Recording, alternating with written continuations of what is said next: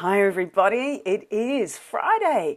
It's Facebook Live today, and today we have the gorgeous Sally Lakshmi Thurley that I'll be interviewing. So I'm just going to see if Lakshmi, as you like to be called, or that I call you, if you just comment in the comments below my live to show me that you are there, then I can add you. Oh, I can see that your little gorgeous face. Oh, wonderful. You are watching, and I'm going to add you.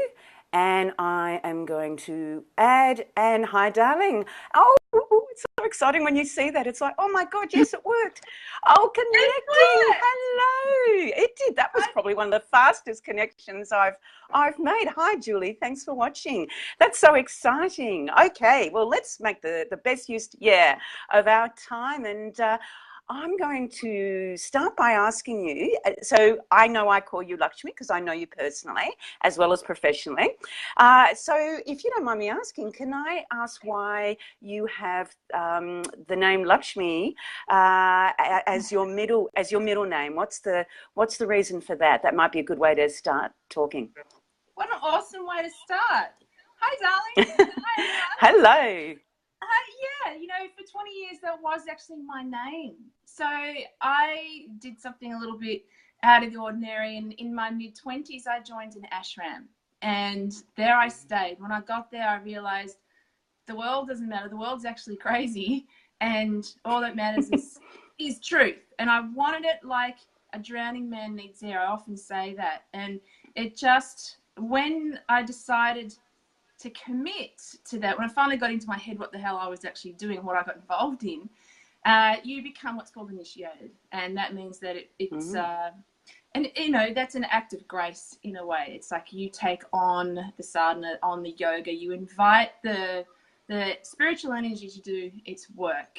So I chose to become initiated in that lineage. And when you do that, part of a gift of that is you get given a name. And the name is actually something you are here to imbibe and work on. So it's, to change your name is a really big deal. So you have to give up the ego in a way. And you also have to drop the ego of the name you were given. And I was given Lakshmi, which is a freaking massive name. And, that caused problems on its own. Other women would go, ooh, why do you think you're Lakshmi? Or something like that, For those of us who don't know what Lakshmi is, can I ask you just to explain briefly what it is? She's one of the goddesses in the pantheon of goddesses in the Hindu faith. And over there, a goddess isn't some kind of, not necessarily just a mythical representation of something, it's actually energy. So the allocation of the energy of abundance is given the name Lakshmi. And it's a feminine energy, hence why they call her the goddess. So she's the goddess of abundance. And abundance, beautiful. Not just meaning, we think abundance over here is money. But abundant money is only just one tiny limb of the tree of abundance. It's essentially abundance of your God nature. That's wonderful, wonderful. So, thank you. That's great.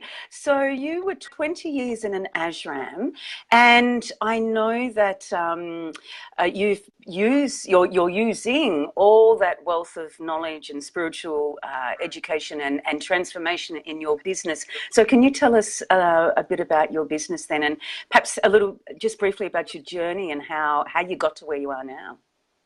Yeah, so, karma, dharma does its thing. And eventually 3 years ago, it was like, it's time. And I kind of knew I was getting the downloads that you're ready. You're ready to take your work to the world. You don't hang around these places forever. You've got to be practical with it. And I was kind of shoved out, It was a divine intervention. I had actually the rug pulled out from under me. But it was the best thing that ever happened, because honestly, within 15 minutes of everything completely falling apart, I was like, I'm going to start business. And I knew what I had was rare, and that's good, because often when we're kind of in that position, it's like, what am I going to do? What have I got? And I knew my relationship with the divine was all that mattered. That was rock solid. So then it was, okay, I want spirituality to be clean. I think there's a new way. I think we've got to get rid of the patriarchy. I think that women have been given such limited roles in spirituality before. And we love the troops of thinking I'm a, high priestess or a goddess, all that, but that we don't actually know what that means, and we don't fully imbibe it.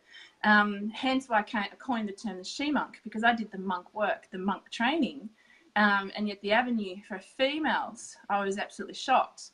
And then I came out into the world and I saw misuse of spiritual concepts and practices. We've got this cookie cutter kind of approach, and we kind of get caught up in what I call the miracles, or we get caught up in things that actually don't matter. So for me, it was like, okay, well, I think we've got to move forward with spirituality. It has to be clean. I think business is a good model. And funnily enough, that's the antichrist for traditional philosophy and spirituality. So it's been... And can I just ask, like, when you say that, is that because there's that pervasive idea that you can't be spiritual and make money? Is that where that comes from? That's part of it. That's part of it. But also there's so many things that we've been told that comes from a past of renunciation. And yet renunciation is only one attitude, but it was such a big one in the last, say, 1,000 to 2,000 years, particularly the last 1,000 years. So it's that, and it's also, if you just sit back, everything will come to you. There's that. And yet at the same time, there's a you have to work. Like, no man is meant to be idle. We're in this body, the body needs to do. So there's just a lot of, balancing out the myths. And, I'm really into busting spiritual BS. But the other thing is, you shouldn't monetize the Dharma, so to speak. So it's free for all. Shakti, grace, scriptures, faith, all that is free for all. So the allergy is more for people who become, I think they're really meaning, don't get bigger than yourself. Don't become some kind of monetized guru like Osho with your 23 Rolls Royces. And yet at the same time, he was a great being. So you just got to hold it all. But I actually think that the only way to avoid delusionary trips in spirituality is to have something that holds you accountable. And I also believe that an enlightened society is the way to world peace and healing. So what's the best way to do that? Deal with people who are willing to be accountable and who are self-motivated, who are self-started, who know that everything they're doing is not them, it's the divine. To me, enlightened entrepreneurs is the way to go. So that's who I help. I help people, entrepreneurs who want to align their dharmas and karma, really, to know what spirit is asking of them, and to step forward bravely and use their faith and use their knowledge of the self to be so deeply anchored in that they overcome their fear. They're happy no matter what. They're not having to become some kind of, I don't know, self-development superstar. They're humble, they're peaceful, they're loving. I call it love on legs. Yeah, I love that. Sorry, what was that last bit? That was a big rant. Yeah, that's fine. For those of us also who may not know what Dharma means, could you explain what that is, and perhaps a little bit about karma as well? Because my understanding is that you bring more to what we might think karma traditionally is. Yeah. Look, we love to, in our desire to shut the door on religion, we're actually shutting the door on ourselves in a way, because karma is, look, there's so many new laws of the universe, but I when you sit there and you stare at them and you pull them apart and you experience them, they're karma. There's nothing that doesn't relate to karma. And karma is so bastardized, because we come from a background in the West of, of sin and of punishment. So we just take that concept of karma and we slide it into that, and we think karma means punishment, where it couldn't be further from the truth. So your karma and your dharma are inextricably linked. How you deal with your karma is your dharma. And I go into this in my 5-day challenge that I've actually got coming up on the 18th of June. But basically karma, there are a lot of ways to describe all of them, karma and dharma, but it is really your responsibility. It's really your reaction to the world, how you choose to do things. How you choose to do things, how you choose to treat people, how you choose to react to situations. It is accepting that we have karmas to play out. So life doesn't always go as planned, does it? Sometimes things happen that we'd rather not. We contract a disease, or, you know, a loved one dies, or we lose money, or we win money. Whatever it is, that's an outcome from something of a previous action and reaction.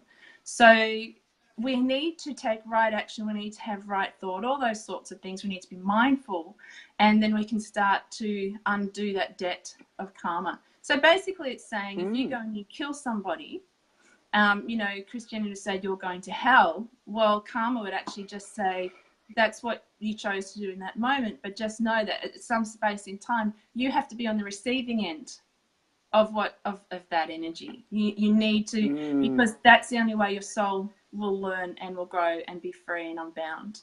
So they don't sort of say everything is good or bad. There is just that this has happened, and that there will be a ripple effect, and that essentially that ripple effect will come back to you in whatever form that takes. Now, Dharma, sorry, you got a question? No. You finish Dharma and then I'll ask. All right. So there's a few ways of looking at Dharma, but essentially when we are in harmony with nature, we're living dharmically. And we try to, but we're not really. I mean, look at the state the planet is in. So essentially that's number one. We have to be in harmony with nature. The other way of Dharma is it's your responsibility. So if you're a mother, you have a responsibility to your children. If you're a partner, you have a responsibility to be a good partner. If you're a business owner, there's a it's like a code of conduct. It's your soul code of conduct. And it keeps you in check. And I wish more people understood how divine and beautiful Dharma is and how liberating. Because, of course, as humans, we need to realize and be accountable for us and our actions and what we do. The most profound thing of karma, which, again, I'm doing a circle next week, a Dharma circle, that I'm going to help coach people with this, is that you got to know who you are. Why are we here? We just get so bogged down and trapped and stuck in the world. The world isn't actually reality. It's the thing that takes us away from reality. So it's like, well, who am I? Who am I at my highest? That is your Dharma in this life, is to know that. Then once you know that, it's like, oh my God, I have these unique gifts. God made me this way. I've been through my karmas, and I've come out with this level of knowledge or wisdom or love or understanding or spiritual gifts, psychic powers, whatever it is. And then the third part of Dharma is the responsibility. You have to take that to the world, which is how I see enlightened entrepreneurship. You've got to take your gifts to the world and be of service to humanity. So I see that as Dharma. And I don't see that as monetizing the Dharma. I see it as empowering the Dharma. What do you mean by empowering the Dharma? It's making people do their Dharma. Okay. It's like be of help in the world. Don't just put your $50 on a raffle ticket for the homeless once a year. You know, we feel good about that. Or it's more than just switching from plastic to normal shopping bags. It's like you are here for a reason. There's a reason for being. There's a reason for you, and you as you are is a gift to the world. So it's a much deeper service to the world. Is that what you mean? Well, it's your happiness. It's how you're happy, because you're not going with what society thinks. You're going with what's calling through you. Yes. So and you said you have a challenge coming up. But are you able to just say, just for a couple of sentences, how do we find our Dharma? Or is that far too complex to talk about now? Meditate. Okay. Meditate. Now, a lot of us would say we already do that. Now if you could tell a little bit, sorry. Yeah, good one. People meditate to de-stress. People meditate, and you know I'm wicked here, but to be mindful. But I mean, they water it down so much, they don't really know what it is. So it's like, they spend the time, the good ones spend the time, and they focus on their breath, but they're still very, very at the whim of the mind, at the whim of the body. You know, when you the whole idea of meditate is you become present to the big I, to the self. And it's only in meditation, it's only in silence, it's only in time out that you can build that relationship and work out who you are. So, of course, that's step one. Step two, find someone who understands this, who's gone through it, who's established in that, and can help you sort out, because they can see through what's real and what's unreal. That's self-inquiry. What's expansive? What's contracted?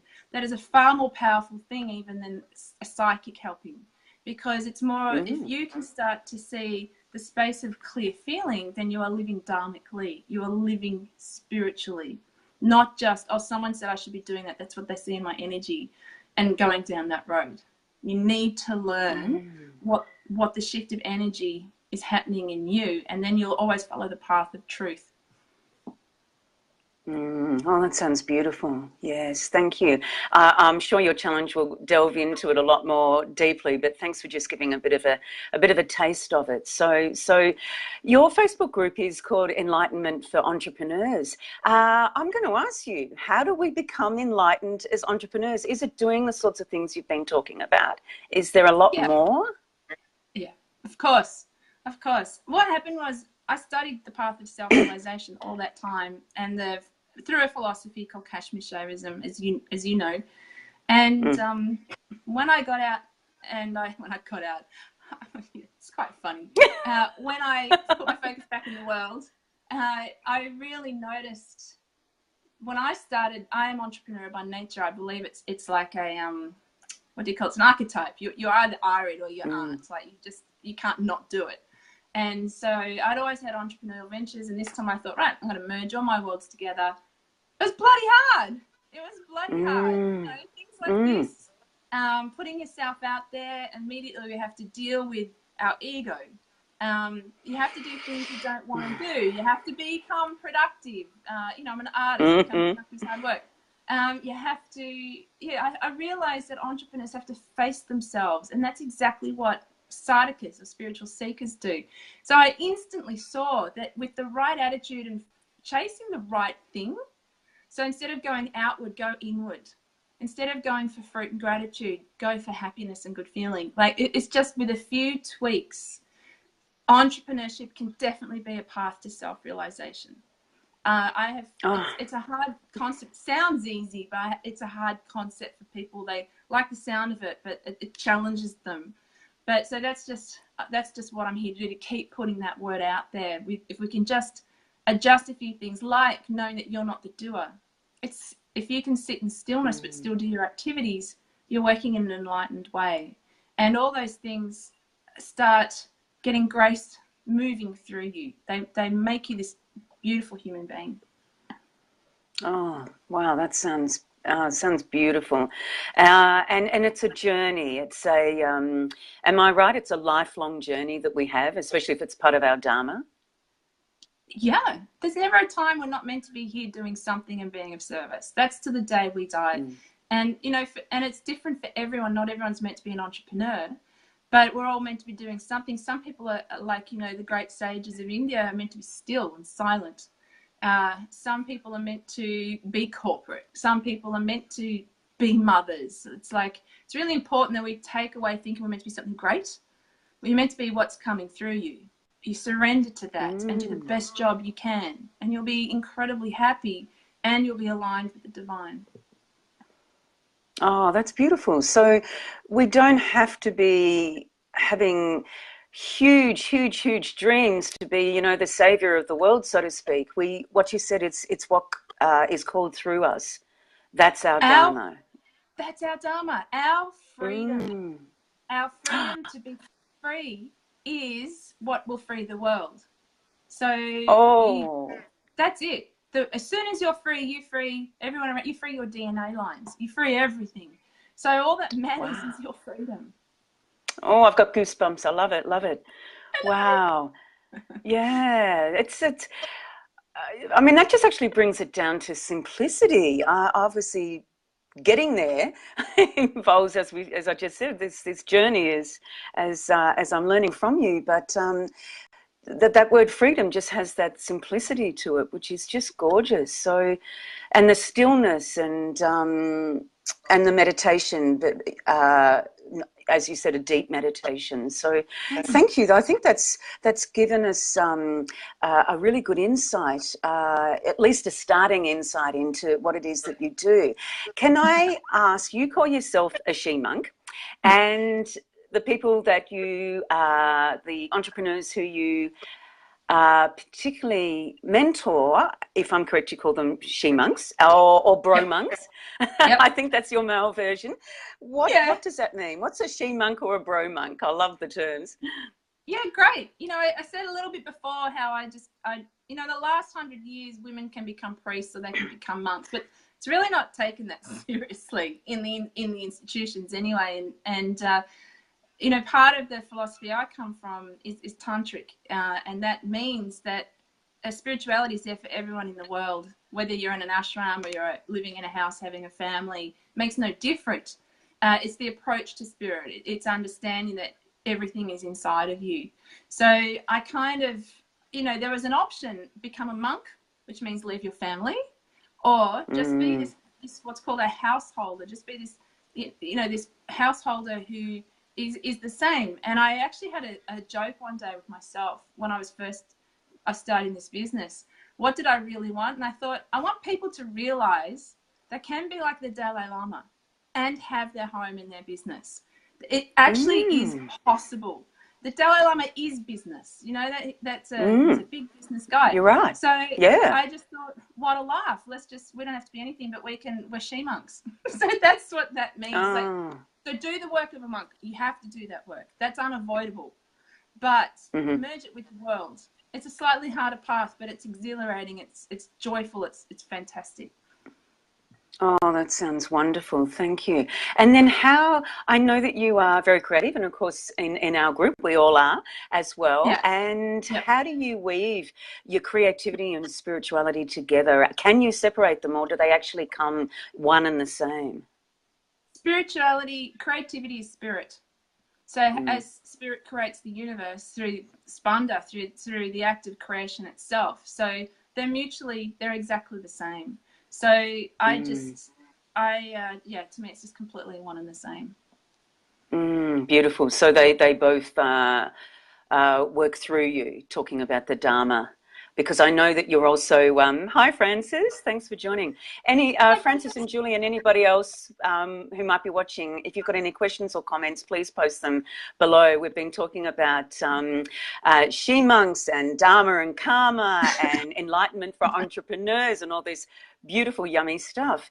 And where I was going there with the creativity and the spirituality. Yes, because I know that you also do branding for entrepreneurs, but you call it your soul branding. Can you talk a little bit about that and how that works for us? Hi, Francis. Yeah. As entrepreneurs, how it can work for us. Well, that's me getting clever. That's me. That's like the spiritual hat. That's your creativity. Correct. Yeah, I have to do it. And I've got to, I think for me, the biggest balance is actually business and spirituality / creativity. Merging those worlds is actually a lot harder for me. We tend to be one in the other.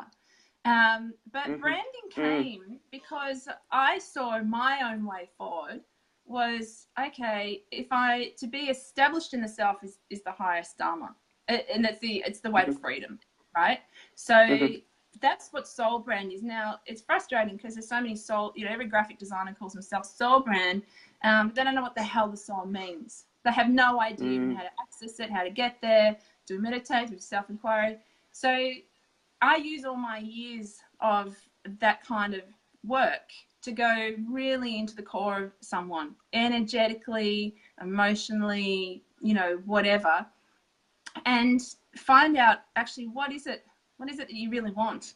And I've got a special way of looking at wants, and then what's coming through you. And if you were all these things, you would be just like, life would be you in an armchair in complete control.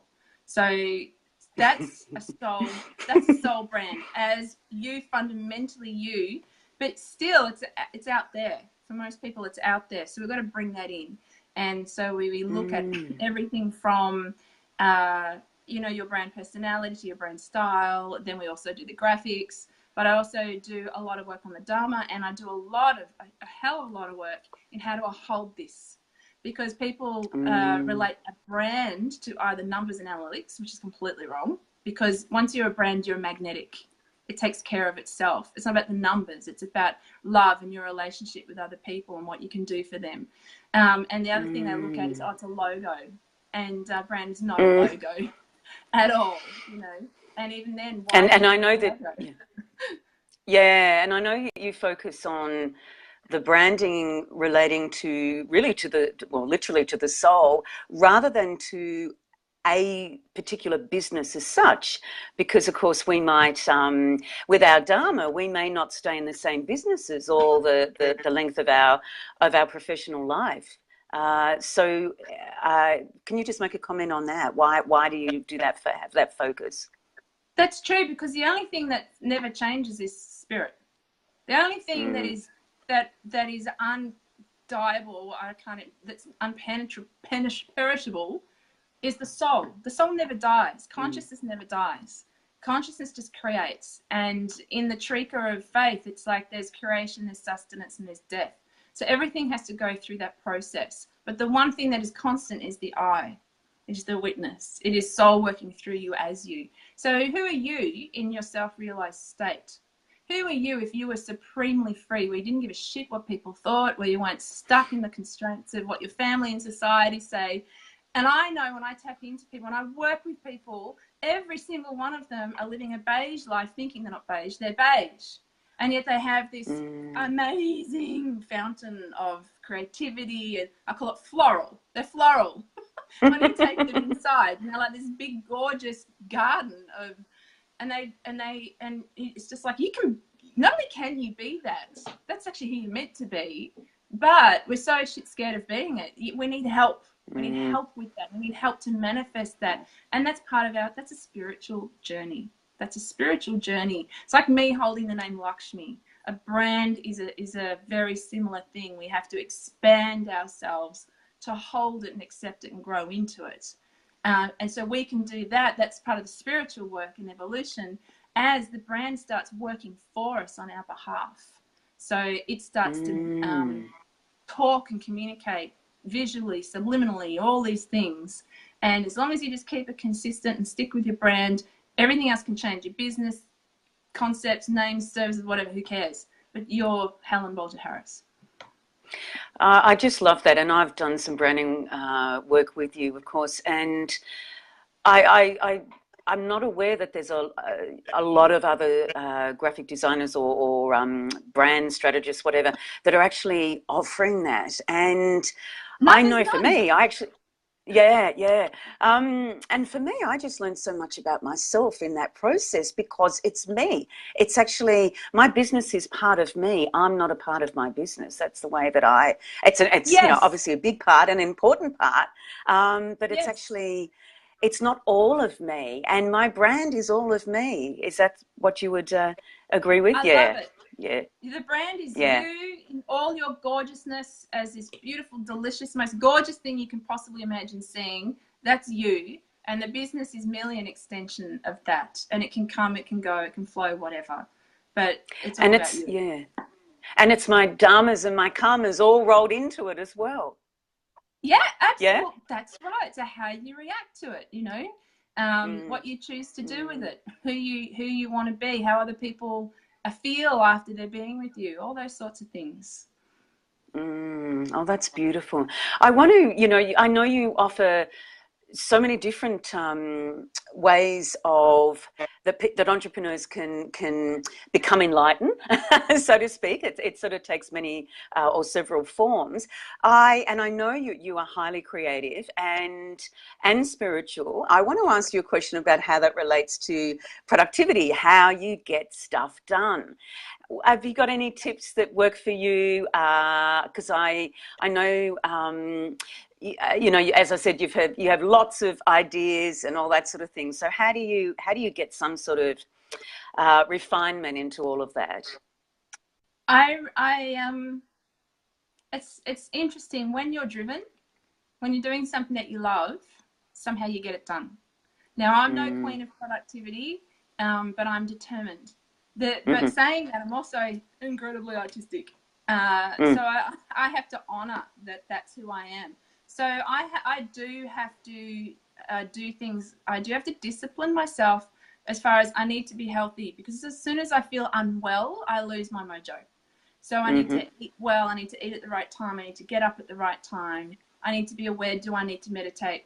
Um, for me, it's more important that I get in alignment with myself, and then what will flow will flow. So if I feel that I'm getting tired, or if I feel that I'm overwhelmed, then I stop everything now. I've learnt, don't push through. I can push through. I do have that side to me. But now it's like, no, just get back into the universe, get back into my relationship with consciousness. And then you look at that thing again, you go, bam, done. So I take that perspective. And then there are other times I need to speak to someone like you and say, how do I switch between doing that task and that task? And then you'll give me a really cute thing like ringing the bell for the next thing, and I only have to do it a few times, and then I'm okay. Then I can just go.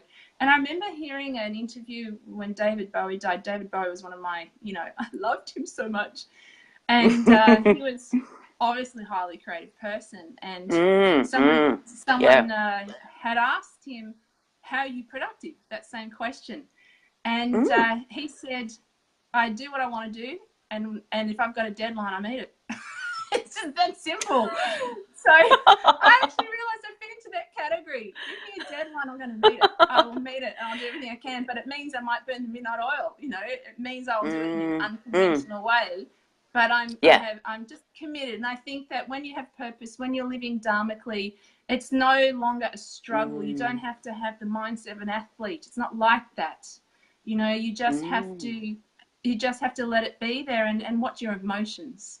So are my emotions off or my emotions on today? Do some self-inquiry, get back on track, follow that path. Oh, that's beautiful. Yes, thank you. That's it encapsulates all the stuff that I talk about, as you probably know. And having some containment with a deadline, but also using your emotions, as you said, self-inquiry and the creativity can flow within that when you've got some level of containment, but also enough flexibility and freedom within that. That's what I'm hearing. And if you have to burn the midnight oil, or if you choose to, then so be it. The other thing also is, exactly. Yeah. And the other thing I'm also thinking is that when you're driven, you have clarity. And I think that's a huge motivator. You have clarity. And one thing that I'm really talking with clients at the moment is it's really big. And I know, just because I did this the wrong way, I had the wrong approach. I have a brilliant father who's a genius. And he was top of his game. He built an empire, incredible person, but he's old school. And he could survive on 3 hours sleep, and he slept in his chair. I remember it. He was incredible powerhouse. And so I grew up with that. So I have that in me. So what I can tend to do is just imbibe, that's all I know. And I actually say to people, do the opposite. So, if you're thinking, I need energy from this, or I need to pump myself up with that, or I need to stimulate myself with this, I say, do the opposite. Wind down, find your peaceful center, do what makes you calm. And then something more magnificent will come through. You're not using willpower anymore. You're in a more surrendered state. Oh, yes, that word surrender. Love it, love it. Because it's not a weakness. Well, often I think that the word surrender is considered a weakness, but it's not. That's ego talking, isn't it? Absolutely. Absolutely, because it's a desire in there. I want the end result, and I want it now, and I want proof that it's going to come. So, when we just surrender and go with what's present and what's so, then that thing will just arrive. And we all do it. I do it. It's like, I say I want to go to San Diego for my birthday. Universe. So I don't know how I'm going to get there, but it's just like I have to be in a surrendered state. As soon as I start pushing my will in that, then either I'm going to use a resource that I don't really have, or it's going to create a karma. So that's the last thing that I want. Yeah, I just want it to be. If it's going to be, it damn well will. So you just got to open up and become receptive for the opportunity. Beautiful. Thank you. And as a last thing, because that time has just literally flown, Francis is saying surrender is often a challenge for me. Yeah. Look, I'd say it is for a lot of us. Do you have any tips for Francis, if I can ask them quickly, Lux, in regards to surrendering? Build the muscle. Pardon? Build the muscle. Build the muscle. Just know that's that way. And as soon as you feel, particularly in your navel area, like as soon as your gut's in and you realize that you're like this, or you're pushing, or you have strong desires and strong will for things, then you just say to yourself, I'm pushing, or I'm attached to the outcome, or I am trying to use my human will to create something. And then you just say, okay, well, the universe is always working for me. The universe actually has my back. There's a higher truth that has the solution for me, and I actually have to let this go. So a way you can actually meditate and imagine you putting all your worries, your concerns, your will onto, you just imagine you've got like you've made a little boat, and you just put it on a river, and just watch the boat gently go downstream, and just take those things away, and just say, now I'm open to what I'm meant to be doing, and be really present and peaceful and still, and that will come. And it will come usually really fast. And if it doesn't, and actually, Helen, that's something, I know I'm using your time here. I wanted to say before, if we're procrastinating, if we're suddenly off it, you know, suddenly like, oh, what am I doing? There's a reason. There's actually a reason. And, you know, so much is like, oh, you're procrastinating because it's not actually a bad thing. Consciousness is it's put the brakes on. So it's time to go inside and have a look. There might be, you might be so connected that it's saying, if you go down that road, you're actually going to waste time and money. Just hold off a minute. I'm busy doing this thing for you. So, you know, that's why I love self-inquiry so much, because it's like, and I've had 3 months of that recently, and it's only now it's starting to make sense. So I think, Frances, don't push. Move to trust and faith as much as you can. Oh, that's beautiful. Thank you. And I definitely agree with what you said about procrastination. It's we can just dismiss it so much and just blame ourselves. And, you know, there's so much more that's happening there. Yeah. There's reasons for it, as you say, for sure. Yeah, definitely. So thank you. Now, what would you like to be able to offer us if people want to, us gorgeous ladies want to find out more? How are the ways that we can work with you or be involved in what you're doing? Because it's all sounds just marvelous. Thank you, my darling. Thank you, sweetheart. I love working with you too, Helen. Thank you. I have 1,000,001 things, and I always say, I know. Spiritual, as a she-monk, our job is 80% of what we do is to love. Just love. You know, when we're spiritual and creative, we've got this chip of wanting to do everything for free. Freaking honor it. But that last 20% is your shit hot stuff. You charge. So I have my self-knowledge Sangha, which you'll find, you go into that on Meetup, and I do live programs. So it's a satsang, and it's also temple visits and social dinners and things like that. That's to hold the grace. That's actually to create the space for stillness for other people to have an experience of the divine, and also, you know, be with like-minded people. So that's part of the holding, how to hold it. And that's in Melbourne too. I'll just say for people watching, that's in Melbourne, in Australia. Will travel. You get a room full of people. Will travel. And the other thing is, I'm having a Dharma circle, which is free. I'm going to be doing spot training with people and going over my simple method using those 3 steps that I prefer. You know, who are you? What is your gift? And why are you taking it to the world? So that's circle.souldharmaqueen.com. And that's coming up next Friday. I have my free 5-day Dharma Karma experience coming up too. And that's great because it takes people, I unpack every day another element of karma and dharma and put it all together for you with some, you know, questions and things to contemplate. And that's 5-day, like number 5day.dharmakarmaexperience.com. And of course, I've got, what's your personality type? Because at the end of the day, you got to know what your spiritual personality is. Like, I can't package anything for anybody until I know what you are. So just for fun, if you want to work that out, it's discover.spiritualpersonalityquiz.com. So there you go.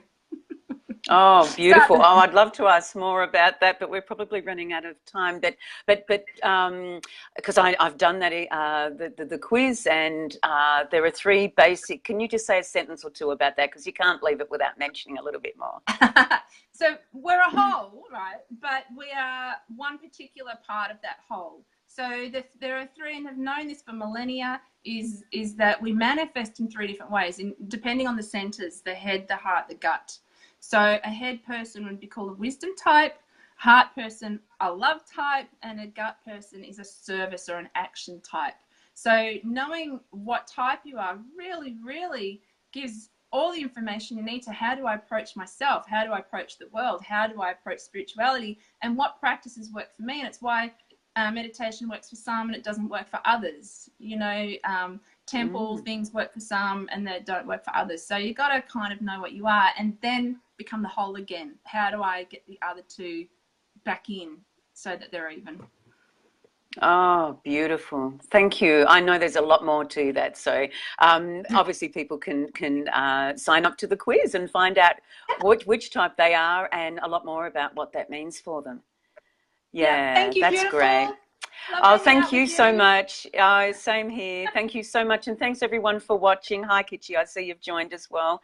And anyone watching the replay, please continue to add any comments or questions. And I'm sure Lux will be happy to answer them. And Lux, if you can put any of the links that you want to in the comments as well so that people can make it easier for them to be able to learn and be with you more. So thank you again so much for your time. That was great. Really enjoyed it. Thanks to everybody, and we'll see you another time. Yes, I've got my hand holding my phone. So, okay. Thanks very much, Lux. Bye. Yes. Bye.